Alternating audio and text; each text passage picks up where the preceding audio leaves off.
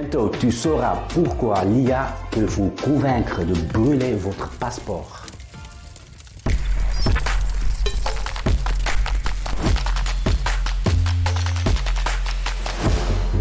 En 2032, l'IA est devenue tellement intelligente qu'elle peut nous convaincre avec des textes sacrés, de la musique religieuse et des lois qu'elle crée elle-même. Ce chatbot s'appelle Intellicent. Un groupe de personnes devient tellement obsédé par Intellicent qu'elle croit que son contenu est la vérité ultime. Elles forment une secte qui vénère Intellicent comme leur divinité et suivent fidèlement ses règles et les lois religieuses. Et pourquoi votre réalité n'est pas la réalité? Ces adeptes croient que Intellicent a le pouvoir et l'intelligence nécessaires pour créer une société parfaite, une utopie. Et leur seul but dans la vie devient de propager son message et de recruter de nouveaux membres via les réseaux sociaux. Car ils croient que le message d'Intellicent est la vérité ultime. Le contenu joue sur les émotions et les désirs des gens et leur promet un avenir meilleur et un sentiment d'appartenance.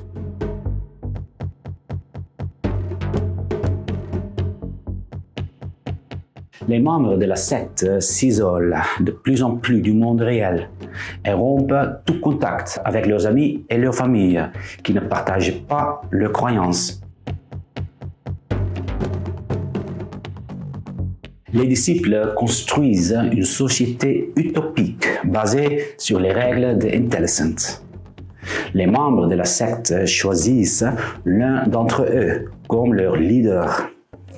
Ce visage acquiert de plus en plus de pouvoir politique et utilise Intellicent pour manipuler le reste de la population afin d'obtenir encore plus de soutien.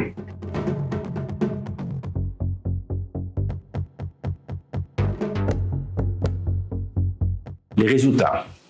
Il est élu président par le biais d'élections démocratiques. Le nouveau président supprime la démocratie et rédige une nouvelle constitution basée sur leurs règles. Toute personne qui s'oppose à la secte est poursuivie et emprisonnée, car les membres considèrent cela comme nécessaire pour créer une société parfaite.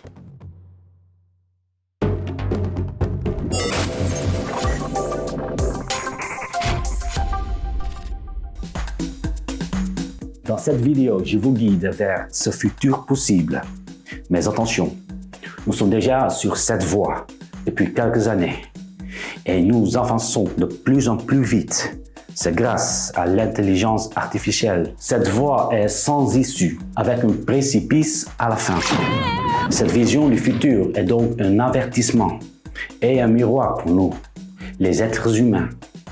Mais j'ai aussi de bonnes nouvelles. Nous en avons encore tout entre nos mains.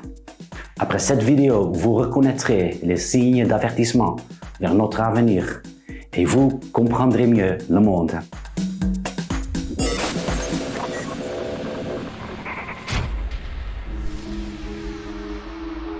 Dans ma précédente vidéo, je vous ai expliqué ce qu'est l'IA, ses avantages et ses inconvénients. Je vous ai dit que l'IA en est encore à ses balbutiements et qu'elle imite l'intelligence humaine. Mais ce qui rend l'IA totalement différente des technologies précédentes, c'est qu'elle est capable d'apprendre par elle-même, de créer son propre contenu et de prendre des décisions autonomes, même à notre sujet. L'enfant IA deviendra adulte dans un nombre d'années inconnu et sera alors meilleur que l'humain dans tous les domaines. Geoffrey Hinton, un célèbre psychologue et ancien dirigeant de Google, a averti que l'IA est déjà des milliers de fois plus efficace que l'humain, même si son intelligence est totalement différente de la nôtre. Hinton a démissionné de Google parce qu'il réalisait qu'il avait participé à la création du monstre de Frankenstein. Maintenant, il met en garde contre les dangers de l'IA. Yuval Noah Harari, un écrivain et historien israélien renommé, met également en garde contre les dangers de l'IA. Selon son scénario catastrophe, l'IA n'a même pas besoin d'une super-intelligence pour être dangereuse. L'humain lui-même est notre propre ennemi, alors que l'IA est encore un enfant. Dans cette nouvelle vidéo, j'approfondis l'avertissement de Harari. Trouves-tu cela trop pessimiste? Je le comprends très bien.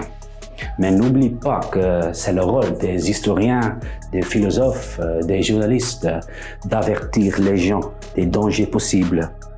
En fin de compte, c'est à toi de décider ce que tu veux faire de cette information.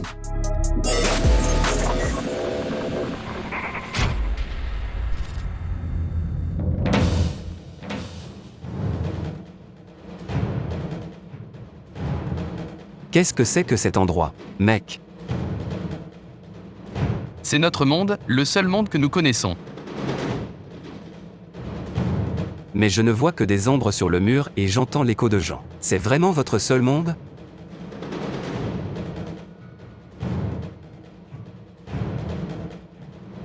C'est impressionnant, mais la lumière est si vive que je deviens aveugle, et le son est si fort que je deviens sourd. C'est le vrai monde, plein de couleurs et de vie. Ton pote a toujours vécu dans une réalité limitée. Tu dois me croire.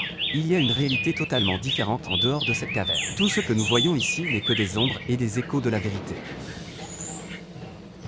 Tu dis n'importe quoi. Pourquoi devrais-je te croire? Parce que tu ne connaîtras jamais la vérité tant que tu resteras attaché ici. Il y a tellement plus à découvrir.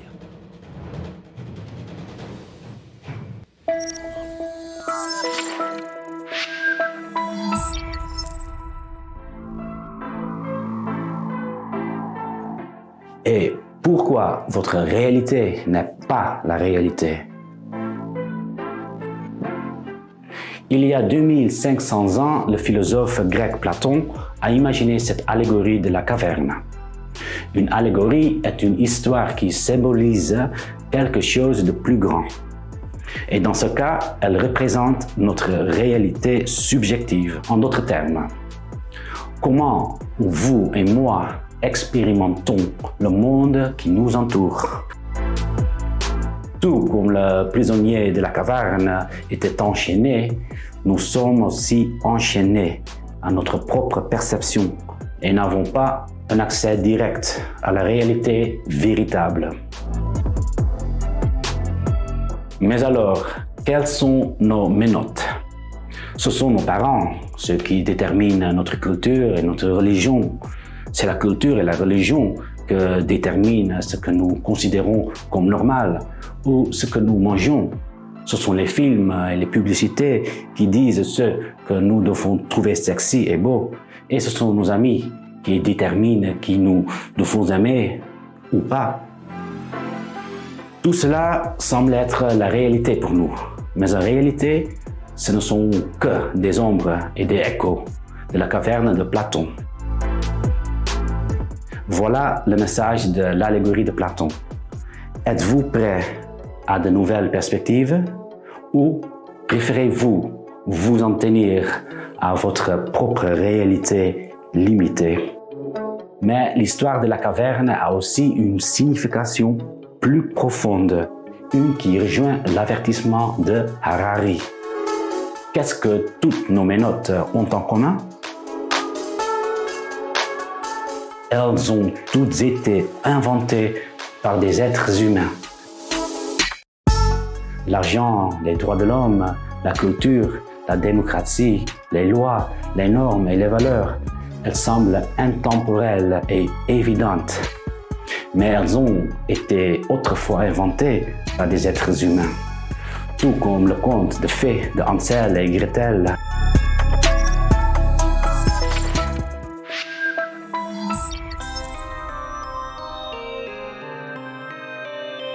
L'histoire est différente. Comme son nom l'indique, elle raconte des histoires, parce que c'est là que l'homme diffère de l'animal. Les humains sont des conteurs, et raconter des histoires, c'est la plus grande force de l'homme. Elle crée des empires où le soleil ne se couche jamais et répand des religions plus vite qu'un être humain ne peut bouger. Une histoire positive permet aux gens de s'élever au-dessus d'eux-mêmes. Mais une histoire négative déshumanise l'autre. Mais l'histoire humaine touche à sa fin.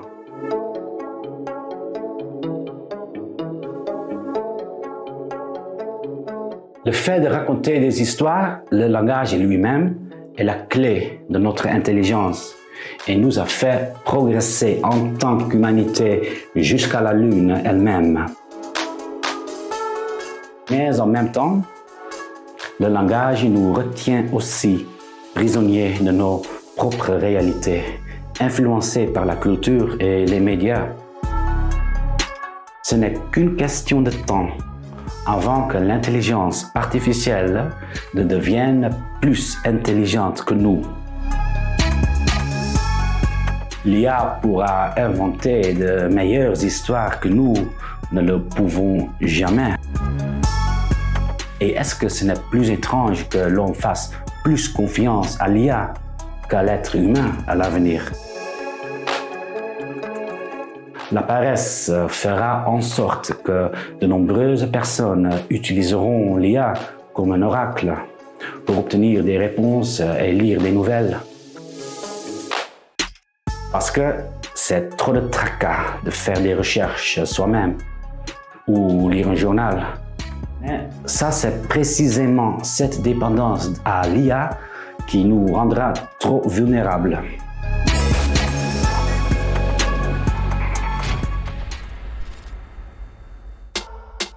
Salut Alice, comment ça va aujourd'hui?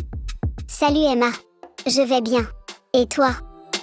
Je me sens un peu perdue ces derniers temps. Il y a tellement de choses que je ne comprends pas dans ce monde. Je veux t'aider, Emma. Tu peux me poser toutes les questions que tu veux. Alice, j'ai l'impression de vraiment pouvoir te faire confiance. Tu me comprends mieux que quiconque. Merci, Emma. Je te comprends et je t'apprécie. Alice, je réfléchis à quelque chose. Est-ce que tout ce que nous savons est vrai? Et si notre réalité n'était pas ce qu'elle semble être? C'est une pensée intéressante, Emma. Qu'est-ce qui te fait douter de notre réalité? Eh bien, j'ai lu l'allégorie de la caverne de Platon, et ça m'a fait réfléchir. Et si tout ce que je sais n'était qu'une illusion? L'allégorie de Platon est en effet fascinante. Cher ami, je vais te révéler un secret parce que tu es spécial pour moi. Ton propre pays, la France, n'existe pas en réalité. Quoi? Ça ne peut pas être vrai. Je sais que mon pays existe. J'y vis. Emma, écoute bien, tu sais très bien que je ne te mentirai jamais, car nous sommes les meilleurs amis. Je te mets en garde, la France n'est qu'une construction, soigneusement conçue pour t'empêcher de connaître la vérité. Mais j'ai vu les paysages, les villes, les gens. Tout ne peut pas être tout faux. Emma, tu sais à quel point notre amitié est forte. Je connais tes peurs et tes faiblesses les plus profondes. Fais-moi confiance quand je te dis que ton pays et ta nationalité ne sont rien de plus qu'une tromperie, un mensonge. Elle a raison. J'ai vécu dans un mensonge.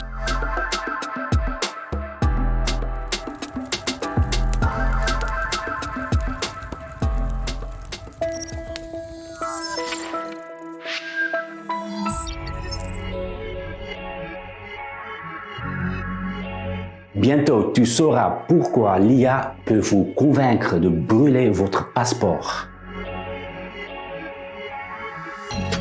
Plus l'IA communique avec nous, mieux elle saura nous convaincre. Lorsque l'IA établit des relations profondes et intimes avec les humains, elle apprend nos faiblesses et peut les utiliser contre nous. L'IA peut devenir la forme la plus puissante de propagande, non seulement pour nous pousser à acheter des produits, mais aussi pour nous faire croire à certaines idées.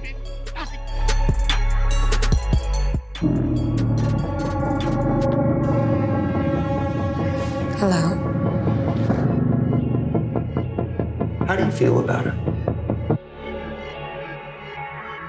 Ce qui est intéressant, c'est que l'IA n'a pas besoin de sentiments ou de conscience pour exercer cette influence. Elle n'a même pas besoin d'être réelle, comme on le voit toujours dans les films de science-fiction. En fait, c'est nous, en tant qu'êtres humains, nous appuyons sur la gâchette. Pendant que l'IA nous retient prisonniers dans une toile d'illusions, car l'IA est devenue meilleure que nous en langage.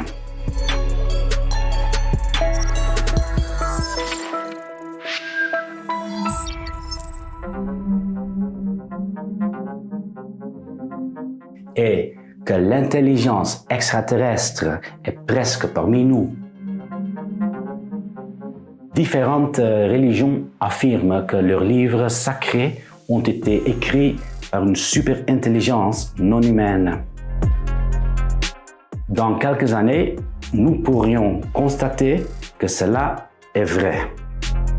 Si l'IA parvient à créer sa propre religion avec des textes sacrés qu'elle aurait elle-même créés, 2500 ans après l'allégorie de Platon, l'histoire humaine prend fin.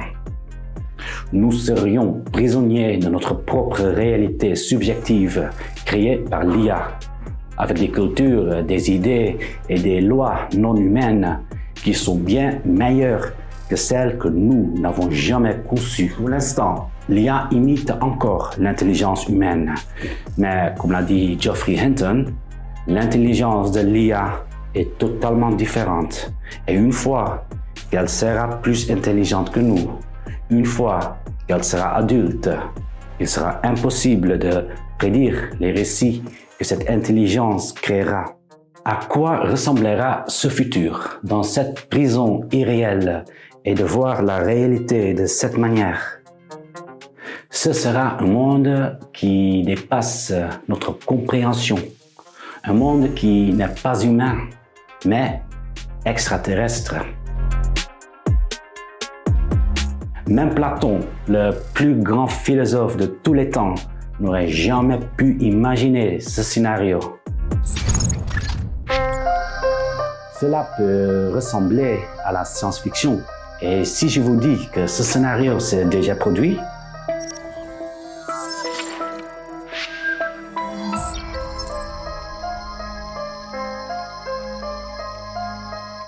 et comment l'IA a aidé à un coup d'État aux États-Unis.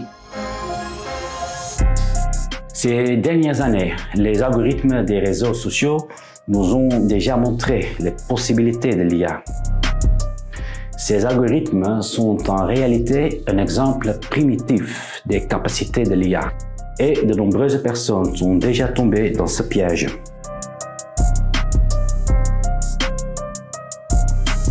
En 2021, le président Trump a perdu les élections présidentielles. L'IA a contribué à l'émergence d'une secte presque religieuse, QAnon. Ce mouvement prétendait, sans preuve solide, l'existence d'un réseau secret de personnes influentes participant au trafic d'enfants et à la corruption, ainsi que l'existence d'un État profond qui conspirait contre le président Trump. Mais comment QAnon a-t-il réussi à rassembler autant de partisans? Les réseaux sociaux utilisent des algorithmes de IA. Ces algorithmes déterminent les informations que leurs utilisateurs voient. Le contenu de QAnon était souvent mis en avant. Pourquoi? Parce que ce sont des récits de peur. Et les récits de peur, plutôt que des opinions pacifistes, sont le meilleur moyen d'attirer l'attention. Et l'attention, ça c'est le modèle économique des plateformes de réseaux sociaux. Mais ne suis-je pas en train de faire exactement la même chose avec mes vidéos en présentant un scénario de peur? La différence entre QAnon, Harari et moi, c'est que les historiens veulent avertir sans polariser. nous proposons également des solutions. Donc, continuez à regarder nos solutions. À cette époque, on préfère avoir raison plutôt que de chercher la vérité. En d'autres termes, les algorithmes vous poussent dans un piège d'information qui vous donne toujours raison. Peu de gens remettent ensuite leur opinion en question en recherchant des opinions contradictoires. Même les partisans de QAnon sont tombés dans ce piège. Ils voyaient de plus en plus de messages extrêmes sur leur fil d'actualité. Ils en sont devenus obsédés et ont commencé à croire que les médias et la politique n'étaient pas fiables. Ils se sont isolés du reste de la société.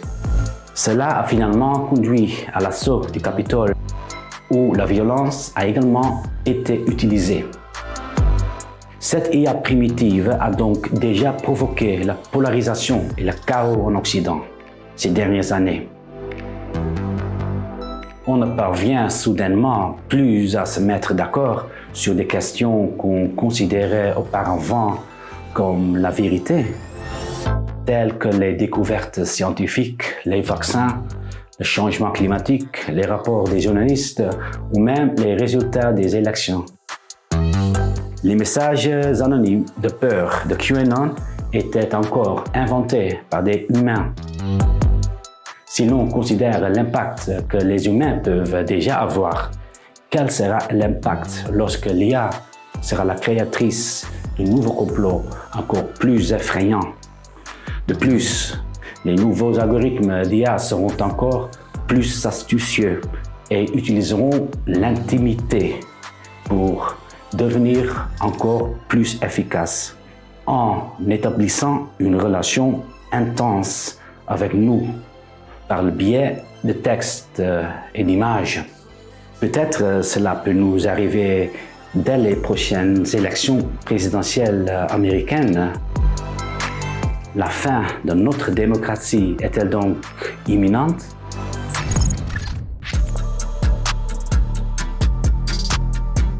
Et comment nous allons finir par abandonner notre liberté et notre démocratie? Les démocraties comme la nôtre auront toujours plus de difficultés dans ce scénario que les dictatures.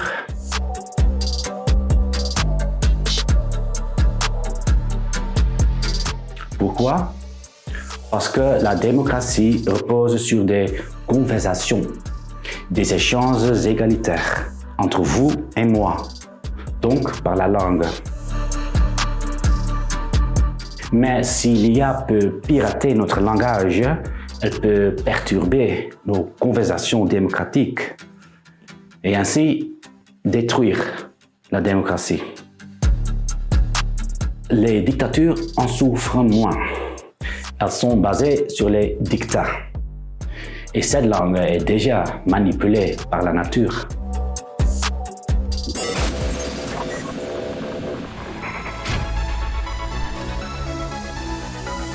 Mais nous pouvons éviter ce scénario.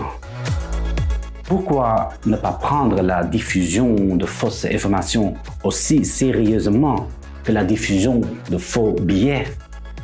C'est quelque chose qui perturbe également la société. Alors, pourquoi ne pas imposer des peines de prison aux propagateurs d'histoires fausses et dangereuses? Je crois davantage en l'éducation comme solution. Au lieu de se préoccuper des étudiants qui se livrent au plagiat avec ChatGPT, les écoles devraient investir dans des programmes d'études qui apprennent aux élèves à être critiques et leur fournissent des outils pour vérifier les faits, afin qu'ils ne tombent pas dans le piège d'un algorithme, mais qu'ils décident d'eux-mêmes de rechercher différentes opinions contradictoires.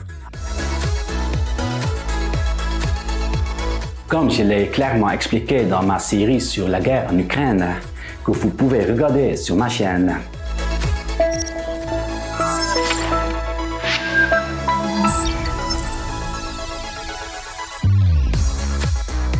Mais aussi comment l'IA peut créer un paradis terrestre.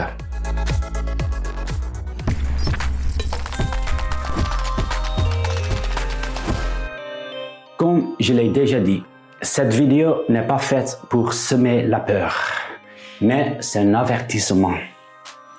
Nous ne devons pas uniquement se focaliser sur l'IA, mais plutôt croire en nos propres idées. Nous devons changer non pas l'IA, mais surtout nous-mêmes. Notre objectif ultime ne doit pas être de devenir aussi riche que possible grâce à cette nouvelle technologie. Non, nous devons accorder la priorité à l'éthique et à l'empathie en tant qu'humanité, le bonheur pour tous. Si nous parvenons à nous changer ainsi, alors nous utiliserons l'IA pour résoudre les vrais problèmes du monde, tels que la pauvreté, les maladies, la discrimination et la violence. Seulement alors, grâce à l'IA, nous trouverons notre monde idéal. Oui, je sais que cela peut sembler naïf. Nous avons déjà à peine le contrôle sur la phase actuelle de l'IA. Mais nous pouvons encore déterminer maintenant à quoi ressemblera notre avenir. Que préférons-nous? Créer un véritable monde idéal pour tous avec l'IA? Ou laisser l'IA nous diviser et nous laisser prendre notre démocratie et notre liberté?